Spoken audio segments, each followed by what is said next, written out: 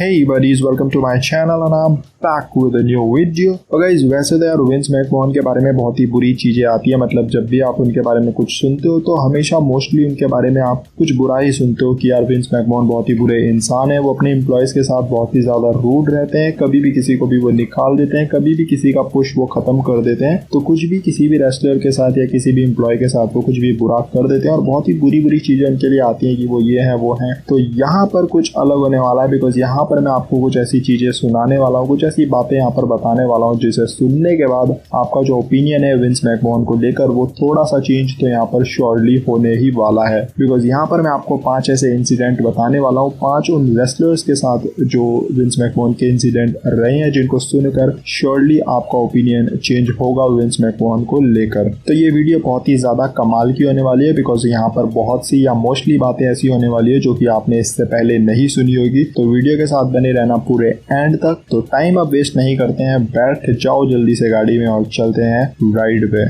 अब आप में से काफ़ी लोगों ने हार्ले रेस का नाम तो सुना ही होगा, और अगर नाम नहीं सुना है तो इनको देखा तो आपने कभी ना कहीं होगा ही। बिकॉज 1980s के ये बहुत ही बड़े रेसलर रहे हैं WWE के अंदर और one of the biggest legends आप इन्हें कह सकते हो WWE के अंदर। और फिलहाल तो ये इस दुनिया के साथ नहीं है, बिकॉज पिछले ही साल लंग कैंसर की वजह से इन्होंने इस दुनिया को अलविदा कह दिया था। इनकी जो लाइफ के आखिरी कुछ दिन थे वो बहुत ही ज़्यादा टफ थे इनके और इनकी फैमिली के लिए। मतलब ये इतनी ज़्यादा खराब स्थिति में आ गए थे उस वक्त, इनको लंग कैंसर जैसी डिजीज थी। तो डॉक्टर ने इनको एक सिटी से दूसरी सिटी में ट्रांसफर करने के लिए कहा था और इनको अटलांटा से सेंट लुइस में ट्रांसफर किया जाना था। पर इनकी जो हालत थी वो इतनी खराब थी कि इनको नॉर्मल फ्लाइट्स वगैरह में नहीं ट्रांसफर कर सकते थे, इनको सिर्फ मेडिकल फ्लाइट में ही ट्रांसफर कर सकते थे। और इनकी जो फाइनेंशियल हालत भी थी वो इतनी ज्यादा सही नहीं थी कि ये मेडिकल फ्लाइट को अफोर्ड कर सके। और उस वक्त हुआ ये था कि इनकी फैमिली इनके घर से कॉल जाती है विंस मैकमोहन के पास, और उस कॉल के 10-15 मिनट के अंदर ही विंस मैकमोहन उस फ्लाइट के जितने भी पैसे बनते थे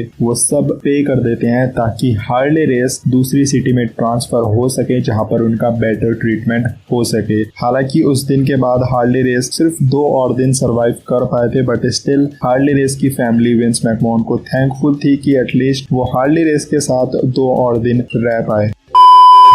WWE की एक और लेजेंड मदुसा, जिनको WWE ने हॉल ऑफ फेम में भी इंडक्ट किया था 2015 में, अगर आपको याद होगा तो। और इनकी एक बहुत ही कमाल की यहाँ पर इंसिडेंट मैं आपसे शेयर करने वाला हूँ। हुआ ये था कि जिस वक्त WWE ने इनको हायर किया था, जिस वक्त WWE के साथ इन्होंने कॉन्ट्रैक्ट साइन किया था, उस वक्त जो इनकी फाइनेंशियल हालत थी वो बहुत ही ज्यादा खराब थी। इनफैक्ट इनके पास कोई घर वगैरह भी नहीं था रहने के लिए। इन्होंने खुद अपने एक इंटरव्यू के दौरान बताया था कि ये कार में रहा करती थी उस वक्त जिस वक्त विंस मैकमोहन ने इन्हें वो कॉन्ट्रैक्ट वगैरह साइन किया था। और इनकी जो हालत थी वो बहुत ही ज्यादा खराब थी। उसके बाद जब ये WWE के अंदर आती है तो वहां पर विंस मैकमोहन के साथ इनकी बात वगैरह होती है और विंस इनसे पूछते हैं कि अगर ऐसी कोई चीज है जिसमें मैं तुम्हारी हेल्प कर सकता हूं तो तुम मुझे बिल्कुल बता सकती हो। उसके बाद ये विंस मैकमोहन से डिस्कस करती है, विंस मैकमोहन को बताती हैं कि इनके ऊपर $80,000 का लोन है जो कि इनको चुकाना है, और अगर तुम मेरी उस चीज में हेल्प कर देते हो तो वो मेरे लिए बहुत ही बड़ी चीज होगी। और उसके बाद होता यह है कि विंस मैकमोहन वो पूरा $80,000 का लोन एक बारी में ही चुका देते हैं और इनको पे कर देते हैं $80,000 ताकि ये वो जो लोन है उसको चुका सके। अब अंडरटेकर और विंस मैकमोहन के रिलेशन कितने कमाल के हैं ये मुझे बताने की जरूरत नहीं है। अगर आपने अंडरटेकर की लास्ट राइड वाली डॉक्यूमेंट्री देखी होगी तो वहां पर आपको पता चल गया होगा कि कितनी कमाल की रिलेशन इन दोनों के बीच में है। ये बात खुद अंडरटेकर ने बोली थी उस एपिसोड में कि वो विंस मैकमोहन के लिए बुलेट भी खा सकते हैं, मतलब वो गोली भी खा सकते हैं विंस मैकमोहन के लिए अगर ऐसी नौबत आई तो। और अंडरटेकर ने वहां पर एक इंटरव्यू के दौरान ये चीज बताई कि एक बार वो बहुत ही बुरी स्थिति में थे, मतलब वो पर्सनली बहुत ही खराब स्थिति में जा रहे थे जिस वजह से वो WWE के अंदर फोकस नहीं कर पा रहे थे, अपनी रेसलिंग में फोकस नहीं कर पा रहे थे। और उस वक्त हुआ ये था कि विंस मैकमोहन ने उन्हें पर्सनली अपने पास बुलाया था और उनसे उस बारे में डिस्कस किया था जो भी वो पर्सनल चीजें थी। अब वो रिवील नहीं हुई थी कि वो क्या चीजें थी, बट उन्होंने यहाँ पर ये बताया कि जो भी पर्सनल चीजें थी विंस मैकमोहन ने वो सारी चीजें सुनी और उन्होंने बताया कि मुझे ये सब नहीं सुनना है और मेरे को तुम चाहिए कि रिंग में तुम आओ, ये सारी चीजें भूलकर और वो करो जो तुम करते हो सबसे बेहतर। और वहां पर उन्होंने उस पर्सनल जो भी उनकी प्रॉब्लम्स वगैरह चल रही थी उस प्रॉब्लम्स को भी उन्होंने सॉल्व किया था और उनसे फिर रेसलिंग रिंग में वापस लौटने के लिए कहा था उनकी वो प्रॉब्लम वगैरह सॉल्व करने के बाद।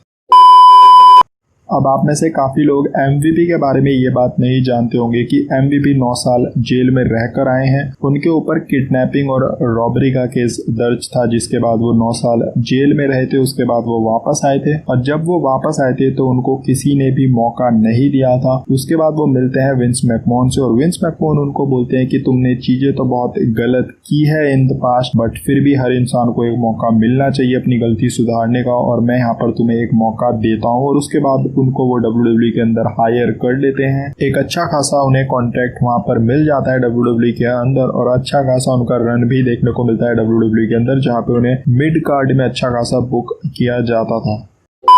अब रिक फ्लेयर WWE के अंदर कितना बड़ा नाम रहे हैं ये बात आप ऑलरेडी जानते हैं, और विंस मैकमोहन के साथ उनके रिलेशन कितने बेहतर है ये बात आप इससे आइडिया लगा सकते हो कि पेंडेमिक वाली सिचुएशन में आपको रिक फ्लेयर अभी भी शोज में आते हुए नजर आते हैं, जिससे आप ये आइडिया लगा सकते हो कि रिलेशन कितने बेहतर है इन दोनों के। अब इन दोनों के बीच में इतनी कमाल की रिलेशन ऐसे ही नहीं बनी है, मतलब बहुत ही कमाल की चीजें हुई है इन द पास्ट इन दोनों के बीच में, जिसकी वजह से इस तरीके की रिलेशन इन दोनों के बीच में हुई है। एक बार हुआ ये था कि रिक फ्लेयर की जो फाइनेंशियल हालत थी वो बहुत ही ज्यादा खराब थी, और उस वक्त विंस मैकमोहन रिक फ्लेयर की हेल्प करते हैं, और वहां पर रिक फ्लेयर को विंस मैकमोहन $800,000 एज लोन देते हैं, मतलब एज लोन $800,000 वो रिक फ्लेयर को दे देते हैं। और उसके बाद वो रिक फ्लेयर को बोलते हैं कि तुम अपने आप को बैंकरप्सी अनाउंस कर देना इस लोन को लेने के बाद, ताकि तुम्हें ये लोन रीपे ना करना पड़े। अब आप में से अगर काफी लोगों को अगर नहीं पता हो बैंकरप्सी में होता क्या है कि अगर बैंकरप्सी आप अपने आप को अनाउंस कर देते हो तो उसके बाद आपको जो लोन आपने लिया होता है वो आपको देना नहीं पड़ता, उसे आपको रीपे नहीं करना होता। तो मतलब ये चीज बहुत ही कमाल की है कि आपका बॉस आपको लोन भी दे रहा है और उसके बाद वो आपको ये आइडिया भी दे रहा है कि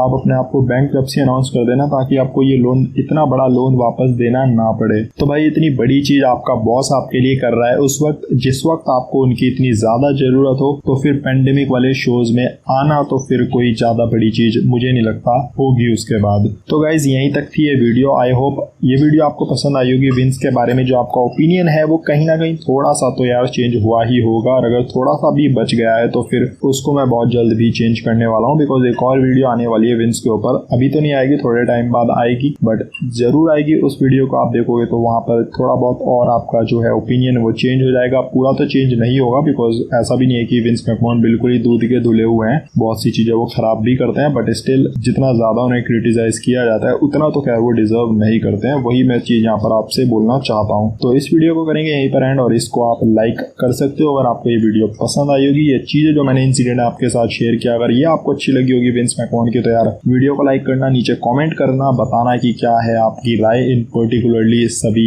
चीजों के बारे में, सभी इंसिडेंट के बारे में। और चैनल अगर सब्सक्राइब नहीं किया है तो वेट मत करो यार, चैनल को कर लो सब्सक्राइब, और मिलेंगे बहुत जल्द एक नई और इंटरेस्टिंग वीडियो के साथ। सो टिल देन अपना ख्याल रखो, अपने घर वालों का ख्याल रखो, end of course don't forget to like, share and smash the subscribe button.